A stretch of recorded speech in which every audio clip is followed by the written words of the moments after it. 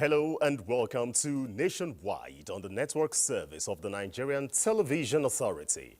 I'm Ayodeji Makinde. We'll begin from the United States, where Donald Trump has defeated Kamala Harris in the race to become the 47th president of the United States. The win by the Republican Party following one of the most hostile campaigns in the country's modern history is remarkable, owing to a criminal conviction, an assassination attempt, as well as warnings from a former chief of staff. Uche Ogochukwu tells us more. We have thousands of friends on this. Republican former President Donald Trump has won the White House, securing more than the 270 Electoral College votes needed to win the presidency. It's time to put the divisions of the past 4 years behind us. It's time to unite. And we're going to try, we have to try, and it's going to happen. Success will bring us together. I've seen that. Trump won in more than half of the 50 U.S. states, including 4 key battlegrounds: Georgia, North Carolina, Pennsylvania, and Wisconsin, 3 of which voted for the Democratic Party in the last election. Donald Trump's victory is a remarkable comeback 4 years after he was voted out of the White House and ushering in a new American leadership likely to test democratic institutions at home and relations abroad. 78-year-old Trump told his supporters who gathered to cheer him in Florida that America has given them an unprecedented and powerful mandate which he must deliver. I pledge to every citizen of our land that I will be president for all Americans, and this is so important to me. Trump's political career had appeared to be over after his false claims of election fraud led a mob of supporters to storm the U.S. Capitol on January 6, 2021, in a failed bid to overturn his 2020 defeat. However, he swept away challengers inside his Republican Party, beating Democratic candidate Kamala Harris by capitalizing on voter concerns about high prices and a rise in crime. Trump prevailed despite persistently low approval ratings. He was impeached twice, has been criminally indicted 4 times, and found liable for sexual abuse and defamation. His victory, analysts say, will have major implications for U.S. trade and climate change policies, the war in Ukraine, America's taxes, and immigration. Vice President Kamala Harris fell short in her 15-week sprint as a candidate, failing to galvanize enough support to defeat Trump, who occupied the White House from 2017 to 2021, or to allay voters' concerns about the economy and immigration. A second Trump presidency, they say, could drive a bigger wedge between Democrats and Republicans on issues such as race, gender, what and how children are taught, and reproductive rights. Despite legal woes and controversies, Trump is the only second former president to win a second term after leaving the White House. The first was Grover Cleveland, who served 2 4-year terms in 1885 and 1893. Uche Ogochukwu, NTA News. In the meantime, President Bola Tinubu extends his heartfelt congratulations to President Donald Trump on his re-election as the 47th President of the United States of America. President Tinubu looks forward to strengthening the ties between Nigeria and the United States amid the complex challenges and opportunities of the contemporary world. In a statement, President Tinubu notes that together, the countries can foster economic cooperation, promote peace, and address global challenges that affect the citizens.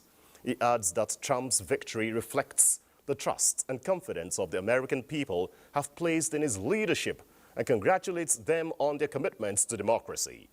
President Tinubu believes that given President Trump's experience as the 45th President of the United States from 2017 to 2021, his return to the White House as the 47th President will usher in an era of earnest, beneficial and reciprocal economic and development partnerships between Africa and the United States, acknowledging the United States' influence, power and position in determining the trend and course of global events.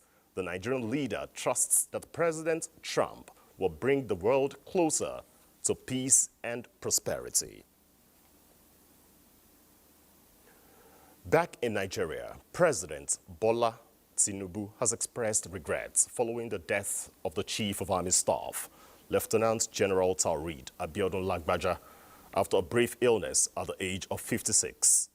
A statement from the Office of the Secretary to the Government of the Federation indicates that the President has directed that national flags be flown at half-mast throughout the country for 7 days in honor of the departed Army Chief.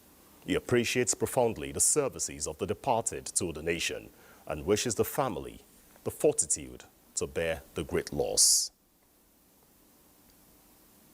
In another development, members of the Federal Executive Council under the chairmanship of President Bola Tinubu have honored the late Chief of Army Staff, Lieutenant General Taoreed Lagbaja, by postponing the council meeting earlier scheduled for this Wednesday. State House correspondent Musbau Danwahab reports that Vice President Kashim Shettima announced the decision of the council as directed by the President and Chairman of the council. They have suspended the council meeting in honor of the dead King of Army Staff. May his soul rest in happiness. Let's observe 1 minute silence in his honor.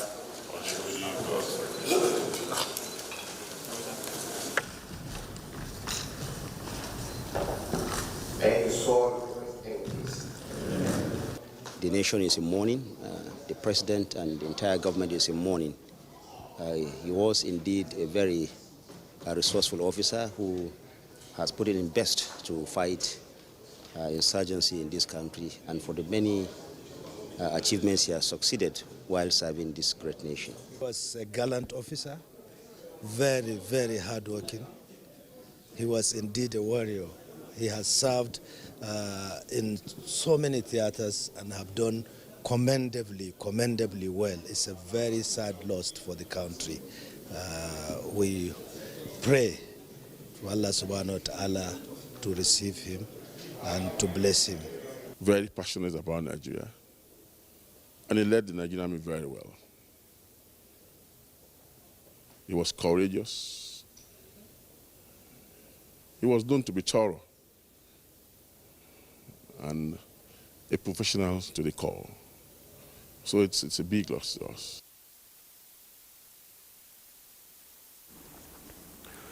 Former President Muhammadu Buhari has expressed sadness over the death of the Chief of Army Staff, Lieutenant General Taoreed Lagbaja, describing him as a patriot and an outstanding officer who served the nation with utmost diligence.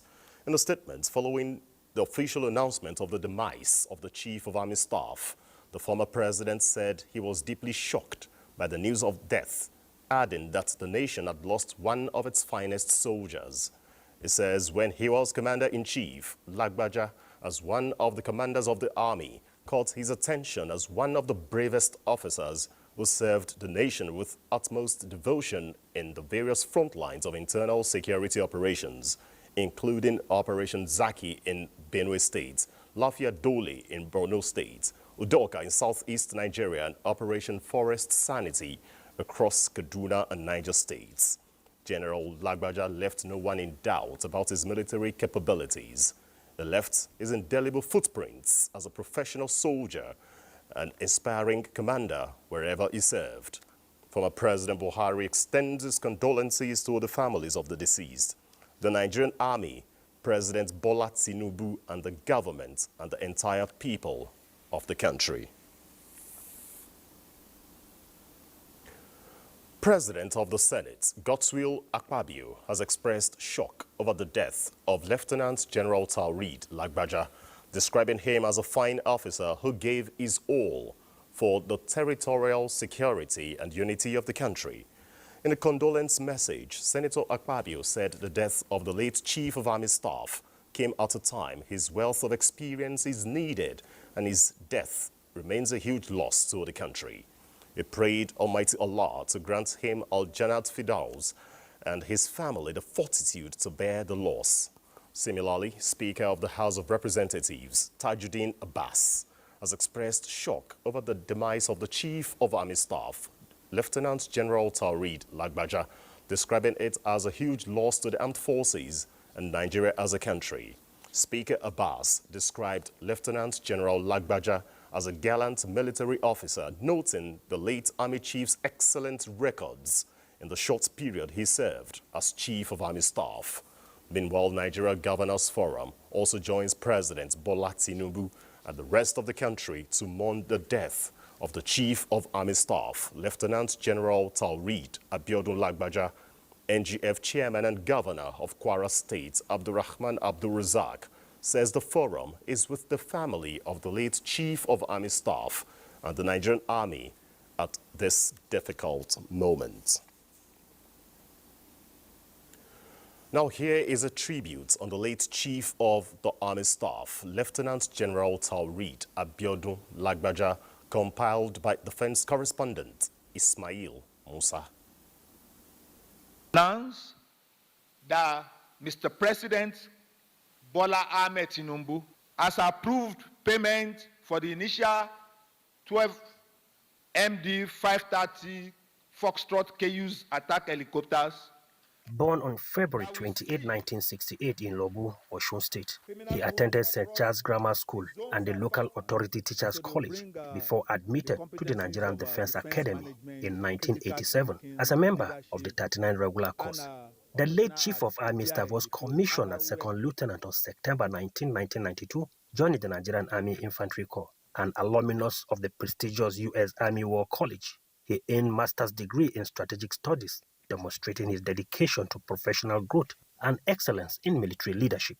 He played a pivotal role in numerous internal security operations, including Operation Zaki in Benue State, Lafia Dole in Northeast, Udoka in Southeast, and Operation Forest Sanity across Kaduna and Niger States. He was appointed Chief of Army Staff by President Bola Tinubu on June 19, 2023. Until his death, Lieutenant General Taoreed Lagbaja served as Nigeria's 27th Chief of Army Staff. His death marks the second time in 3 years a Chief of Army Staff has died while in office. He is survived by his wife, Maria Abiodun Lagbaja, and 2 children. In Abuja, Ismail Musa, NTA. Nigeria's First Lady, Oluremi Tinubu, has paid a condolence visit to the widow of the late Chief of Army Staff, Lieutenant General Taoreed Lagbaja, at their Abuja residence. She was accompanied on the visit by wife of Vice President Hajia Nana Shetima and wife of Chief of Defense Staff Ohoro Musa, commiserating with the widow. Maria Lagbaja, the First Lady, describes the death of Lieutenant General Taoreed Lagbaja as a big loss to the nation, especially at a time the Nigerian Army under his leadership is putting everything on the line to tackle insecurity in the country. She says the late Army Chief, through his life and contributions, has left worthy legacies that the family and the nation can be proud of. She led a special prayer for the repose of the soul of the departed, while also asking God to strengthen the widow and the family at their grieving moments. The late Chief of Army Staff passed on at the age of 56 Tuesday night. Elsewhere, the Federal Ministry of Information and National Orientation, in collaboration with the United Nations, is developing a strategy to expand the scope of information dissemination on social safety nets of the renewed hope agenda of the Tinubu administration. A technical workshop at the headquarters of the ministry brought together relevant stakeholders to review the social protection communication strategy. Salihu Abdullahi Gwanara reports. In the implementation of the renewed Hope 8-point agenda, effective communication is crucial. Therefore, this workshop is to identify and address gaps, develop targeted messages, build trust, and strengthen feedback mechanism on the journey so far. In a message, the Minister of Information and National Orientation acknowledged the deliberate efforts by the Tinubu administration to prioritize social protection through programs such as the conditional cash transfer, school feeding program under the National Social Safety Net, already impacting millions of Nigerians. These efforts can only reach their full potentials if we successfully connect with the communities that stands to benefit. This is where communication becomes indispensable. By crafting clear, relatable, and culturally relevant messages that we can foster a more inclusive and supportive environment where all Nigerians feel the benefits of government support programs. It was agreed that the UN should work with all the stakeholders, especially led by the Minister of Information, to work on a communication strategy or approach that will enable Nigerians to understand the commitments of government, what they are benefiting, and how the government is trying to solve their problems. Look at the question asked. How many households have been touched by the social investment? People don't know. So we need to now be strategic in pushing out the information and explaining programs and policies of government, especially the ones that touch the less privileged, the downtrodden, because that is the mantra of this government. 75% of our people are young people, and so you will not find them watching TV or listen to it. If they are watching TV, they are not watching news. They are watching music and movies. And so that is just part of the problem. And so we need to reach them through the channels that they are used to. At the end, a draft communication strategy is expected to communicate the work, values, and priorities of the renewed Hope government. In Abuja, Salihu Abdullahi Gwanara, NTA News.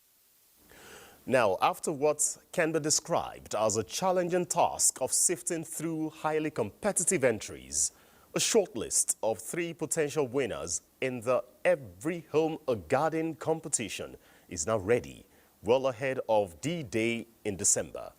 Nigeria's First Lady, Oluremi Tinubu, announced this after joining other board members of the Renewed Hope Initiative and friends of the organizer of the competition at a screening session in her office where winning entries from states and the Federal Capital Territory were presented for assessment, with many of the entries aligning with the objectives of the competition.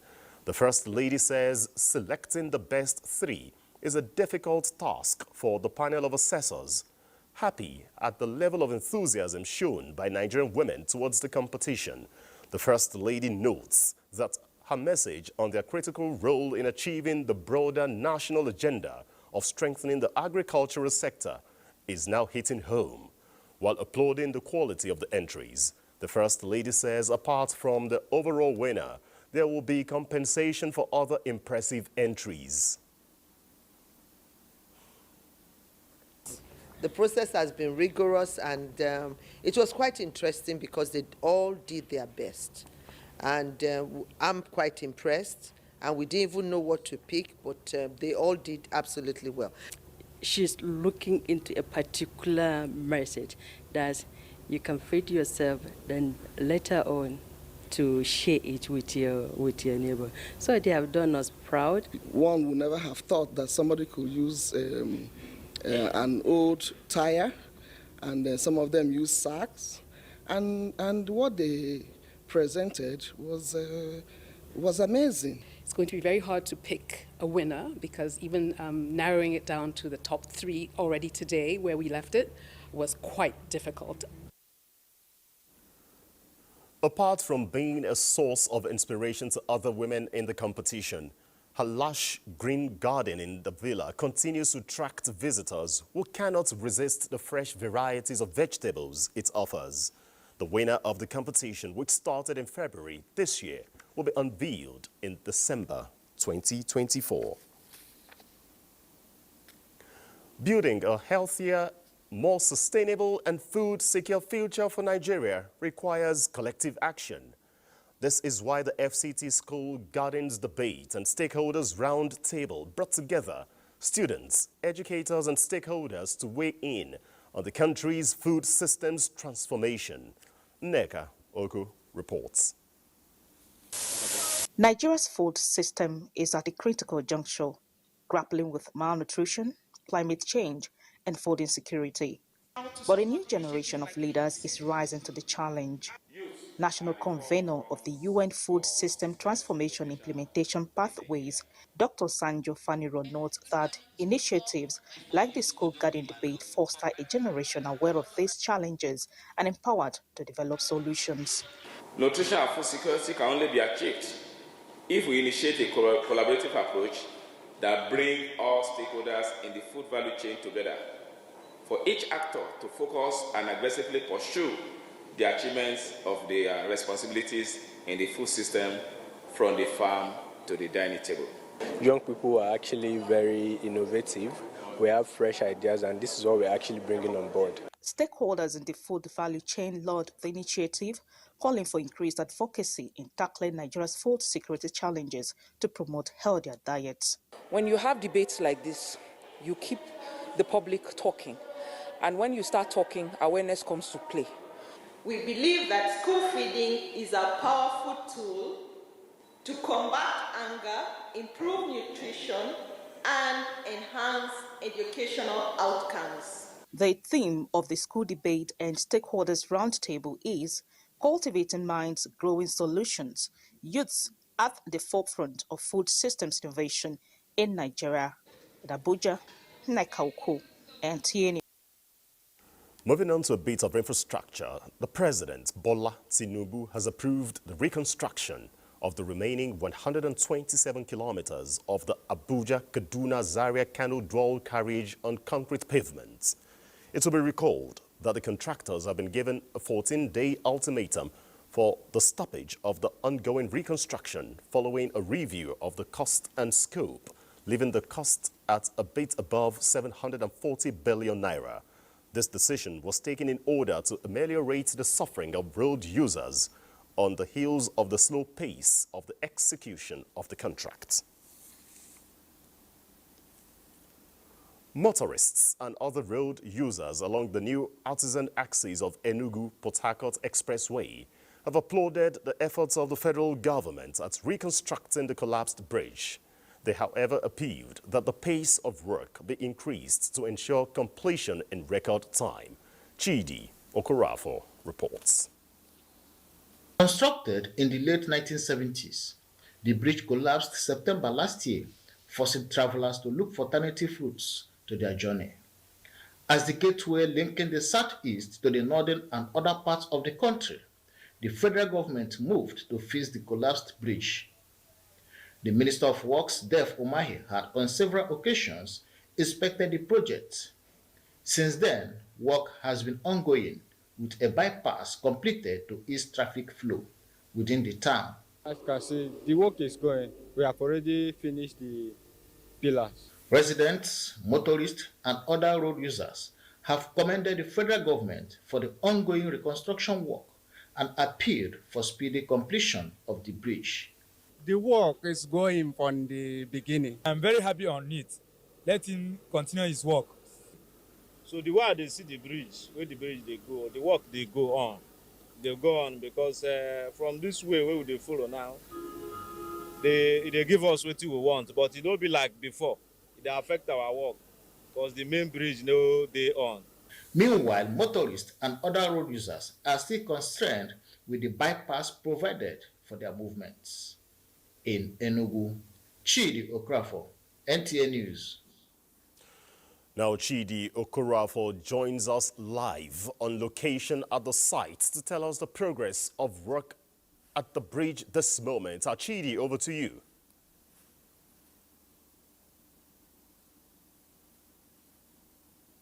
Okay. Thank you, Olajide Bello.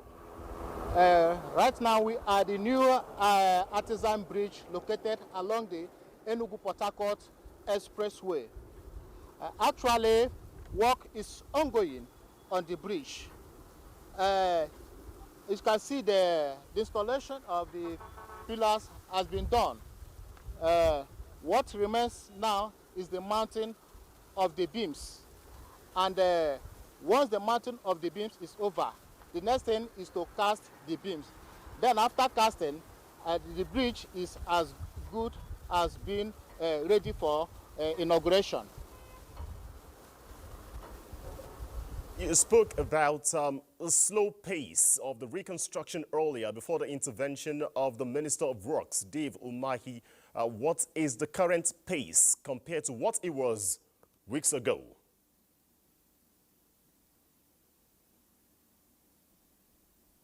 That work is ongoing. There, even at the moment, the Federal Controller of Works is here to ensure that the work is really ongoing. They are doing their best, and the residents are commending the federal government for this gesture, for ensuring that the work is completed. One other thing is that they are appealing to the federal government to ensure that this bridge is completed before the end of the year. And when we came here, we cited that the road linking this bridge is being reconstructed. Of course, Chidi, we expect that to possibly meet the timeline being set by the federal government to ease the free flow of traffic and vehicular movement along the Enugu-Port Harcourt Expressway. Chidi Okorafor, I'd like to thank you for your contribution.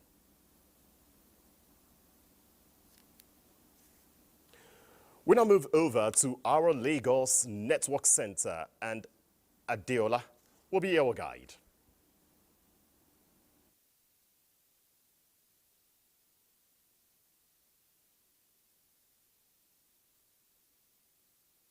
Thank you very much, Ayodeji. Guided by the mantra of facilitating legitimate trade within the port community, the Apapa Command over Nigeria Customs Service said it has extended operations to 7 working days so as to fast-track clearing of cargoes. The Customs Area Controller, Babatunde Olomu, said this initiative, among others, are instrumental to the increase of revenue by 101% between January and October this year. Michael Olaleye reports. Although the core mandate of the Customs Service at Nigeria's busiest port in Apapa is to facilitate trade, but in the process of carrying out that responsibility, it is beaming searchlights on questionable consignments. These 6 containers are products of fulfilling that obligation in which unwholesome pharmaceutical and controlled drugs were falsely declared. Of special interest to the customs is this particular drug, which the National Drug Law Enforcement Agency, NDLEA, confirmed is entering the nation's ports for the first time, appreciating their Apapa Command for vigilance and sporting the item despite concealment. It's a combination of 2 drugs that is as dangerous as cocaine. So we are bringing this to the notice of Nigerians that such things have started coming in. They should be careful. For the National Agency for Food, Drug Administration and Control, NAFDAC, the seizure of 1x40 food container of expired drugs by the customs complements its role of safeguarding the health of the nation. The euphoria for the Apapa Command is not just in generating more than 1.8 trillion naira within the last 10 months, which represents 101% increase from 2023, but expanding the scope of facilitating trade. In line with the federal government agenda of ease of doing business, the command operates on Saturdays and Sundays to ensure that importers take delivery of their cargoes devoid of any delay. It is noteworthy to state that just last week, the command facilitated the first shipment of cargo to Kenya under the AFTA regime. The Apapa Command of the Nigeria Customs Service said new initiatives at the ports are increasing compliance level due to frequent stakeholders' engagements. In Lagos, Michael Olaleye, NTA News. Third Mainland Bridge, a major link between the island and mainland, is one of the busiest routes in Lagos, characterized by high volume of traffic. Since the reopening of the bridge after extensive repairs, motorists have been compelled to comply with the speed limit to avoid road mishaps. Joel Popola examines the impact of this speed limit. The 11.8 kilometers Third Mainland Bridge was formally reopened to vehicular movement in April this year. with a stern warning to motorists to abide by the 80 kilometers per hour maximum speed on the bridge. Motorists who constantly ply the bridge believe this move has yielded the desired result, especially with the CCTV cameras deployed to monitor those defying the regulations. Many people are complying. Even we drivers, when we see others who are not complying, we talk to them. So there's no problem. In the morning, if you are going towards the Korodu or Ketu, you will see some accident by overspeeding. Maybe the motor is about to enter the or they hit themselves. You see, but that one has been limited. Motorists attest to the efficiency of the CCTV installed on the bridge. There was one of my drivers they arrested. So when we got to last man, so that, you know, through the plate number, they bring it out. They read the offense for him. Luckily, the particulars was okay. He has his driving license, but they caught him unaware about the speed limits, which is efficient. Despite the safety precautions, some motorists are yet to come to terms with the regulations. In Lagos, Joel Bukbola, NTA News. And those are the reports from Lagos. Nationwide will continue with Anwuli in our Benin Network Center when we return from this break.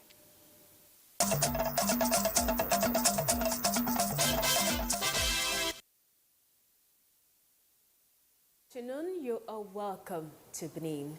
The federal government says plans are underway to find solutions to the overflow of River Niger, which adds to the annual flooding disasters experienced in riverine communities across the country. The Minister of Regional Development, Abubakar Momo, disclosed this when he visited flood-ravaged communities in Edo State, and where he also presented relief materials to the victims on behalf of the President. The report. Since 2012, there has been flooding disasters in the country, occasioned by the annual opening of the Lagbaja Dam in Cameroon. This has made it difficult for the riverine communities to cope. This year is no different, as several communities in Edo State, including Udaba, Osemebe, Ofupo, Abavo, Ifepo, Ugeche in Esako Central Local Government Area, and Ilushi in Esan South Local Government Area of Edo State are affected. Every year, then they come carry us. We don't get food. When they see food, we eat again. See, I said they live so because of a river. This is why the Minister of Regional Development, Alhaji Abubakar Momo, in company of a member of the Edo State House of Assembly, Ahmed Waziri, visited the affected communities to see how it can be contained this year. The minister, who visited the IDP camp in Ekberi, met with the victims and assured them of government's intervention, and also donated some amount of money to the victims and a trailer load of rice. And since it is a River Niger effect, that's why we take a very detailed study so that the federal government can do something, not only in this place. Maybe the problem will be addressed from the source. Measures have been taken so far. I think the last time I met with the governor of the state, Governor Basaki, he said they've sent out some relief materials to the affected communities. The people are grateful to the federal government for the gesture. The minister also paid a similar visit to some affected communities in Ondo State. In Ekberi, Aulu Kolo, NTA News. To avoid the increased road crashes that are mostly recorded during the Ember months, the Federal Road Safety Corps Edo State Sector Command has flagged off its 2024 Ember Months campaign with the theme, Speak Up Against Dangerous Driving, Crashes Kill More Passengers Than Drivers. Ifoma Okafo has details. Ember months, which begin from the month of September to December, are usually characterized with heightened activities. However, the risk of road crashes is usually higher during these periods. Though the Federal Road Safety Corps in second quarter of 2022 recorded about 5,700 road traffic crashes as against 6,627 in 2023 in the same period, which represented 14% decrease. The command is still concerned about the data. Then, to further reduce the statistics of road crashes that sometimes result to injuries and loss of lives, the Edo State Command has changed their campaign strategy of motor parks and market targets with low results. This time, the command is driving home their safety tips through the media as vehicle of change. Traditionally, we usually move to parks to flag off our ember mounts. But when we discover that most times we have, been in touch with the drivers and looking at our statistics again in terms of crashes, we discover that passengers are more affected. And the best way we can get these passengers is through the media. And that's why we're here to talk to the passengers through the media. The command is hopeful that with this new strategy, the number of road crashes will reduce drastically. In Benin, Ifoma Ukafo, NTA News. That's it from here. Nationwide continues with Ayodeji in Abuja. Ayos, back to you. Thanks, Awuli. The Transmission Company of Nigeria, TCN, says the national grid experienced a partial disturbance at about 1:52 p.m. on Tuesday, disrupting power supply. This followed a series of lines and generator strippings that caused instability of the grid and consequently the partial disturbance of the system. The data from the National Control Center reveals that a part of the grid is not affected by the bulk power disruption. TCN assures that its engineers are already working to quickly restore bulk power supply to the states affected by the partial disturbance, even as bulk power supply has been restored to Abuja.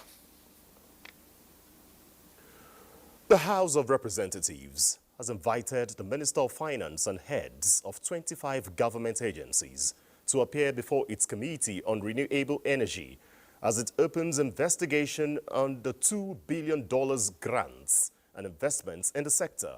National Assembly correspondent Mitsaire Ikwen reports on this and other engagements at Parliament.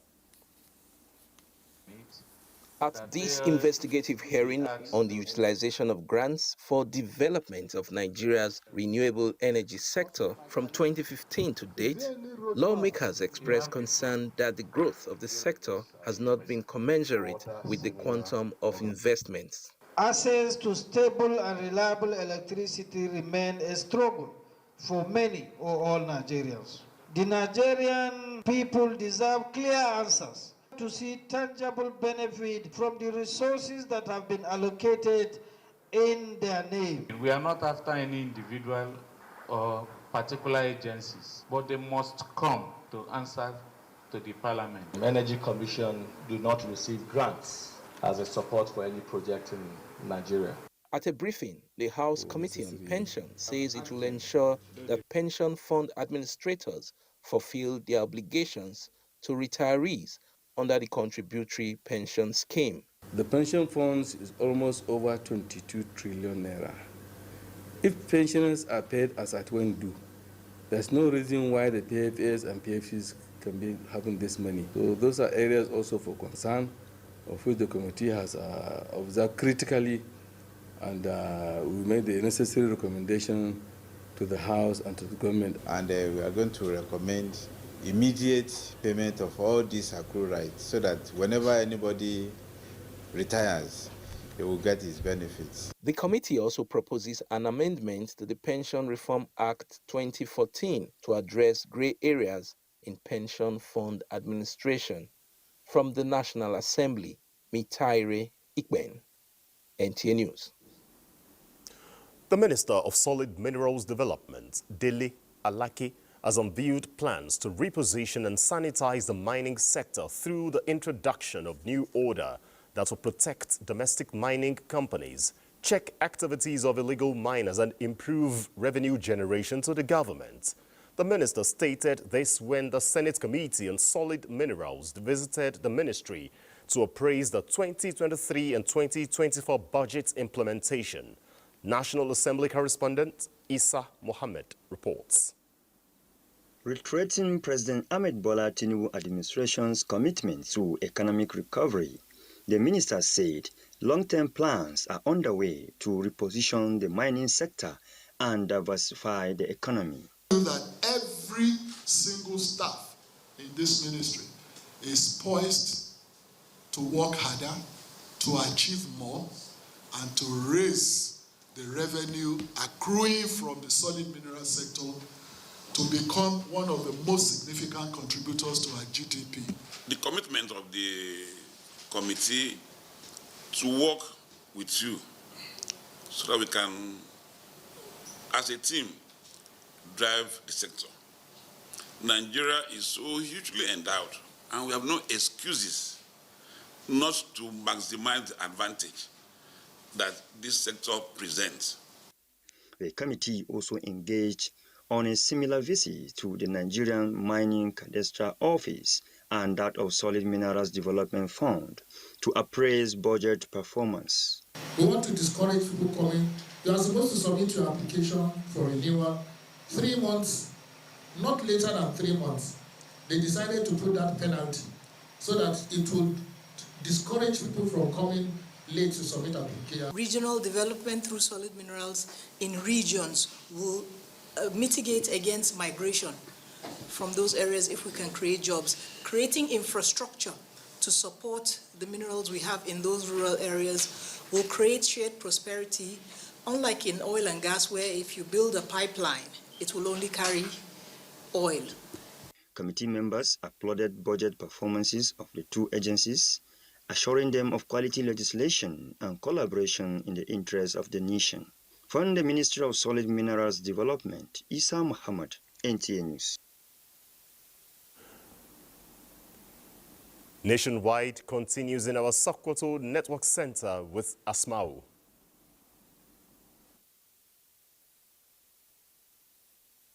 Thanks, Ayo. Good evening and welcome to Sokoto on Nationwide. The Interministerial Technical Committee constituted by President Bola Ahmed Tinubu to oversee the development, management and maintenance of dams in Nigeria has assessed Gorenyo and Shagari dams in Sokoto State. The assessment tour is to enable experts evaluate condition of the dam's infrastructure following several flood incidences that wreak havoc in many parts of the country. Alhatu Abdullahi reports. The Interministerial Committee, headed by the Minister of Water Resources and Sanitation, Professor Joseph Osef, further sets up subcommittees to fast-track the discharge of the mandate. The overall mandate is to undertake detailed assessment of dams in Nigeria to determine their structural integrity, impact on downstream conditions, as well as on the social and environmental conditions to communities. This subcommittee, headed by the Deputy Director, Technical, Department of Dams, Federal Ministry of Water Resources and Sanitation, Ms. Abiola Oluwatesin, is on the assessment tour to major dams in Sokoto State to evaluate the condition of the facilities. At Gorenyo Dam, the delegation toured parts of the facility with relevant facts and figures made available to them.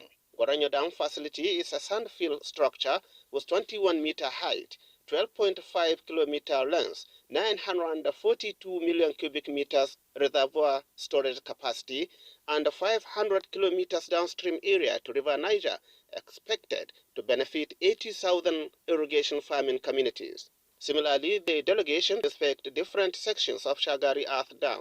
The facility has 15 million cubic meters capacity, 13 meters height, 1,340 meters length, and 240 hectares of land for irrigation activities of the 1,000 hectares proposed. The team observed that the facility is safe based on its water reservoir, embankment, spillways, and the irrigable land area. Our findings is going to now form an action plan that is going to combat dam challenges in Nigeria. The team also highlighted the need for increased maintenance to harness maximum potentials of the Earth Dam to guarantee food sufficiency in the country. In Sokoto, Dalhatu Abdullahi, NTA News. The Federal Road Safety Co. in Kebbi State has flagged off the 2024 Ember Month campaign stressing the importance of passengers speaking out against reckless driving. This call to action was made during the campaign launch, where the need for collective responsibility in ensuring road safety was emphasized. Correspondent Abdul Jalil Muhammad Bawa has more. Road crashes frequently occur due to reckless driving and the reluctance of commuters to speak out when they witness such behavior. In response, the Federal Road Safety Corps in Kebbi State flagged off the 2024 Empowerment Campaign, Speak Out Against Dangerous Driving. Crashes kill more passengers than drivers. This initiative aimed to sensitize passengers on their role in preventing road crashes. The State Sector Commander, Tanimu Yusuf Ituku, emphasized the importance of collective effort in reducing road accidents across the state. Where you have a crash, you discover that it's only one driver that dies. What happens to the rest of the passengers? So we have reached a threshold where we want to remove that complacency, that the commuters must talk. Special Marshal Abdullah Hizaki urged drivers to prioritize people's lives, especially during this ember period. The person that you carry, remember people have families, so you need to protect them as well. It's not just for your own self.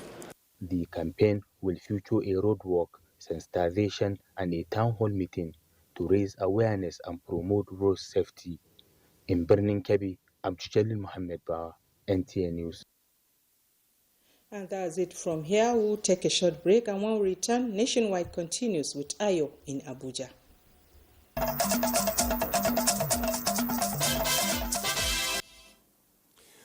And that is Nationwide. I'd like to thank you for watching. I'm Ayo Deji Makinde on behalf of the entire production crew.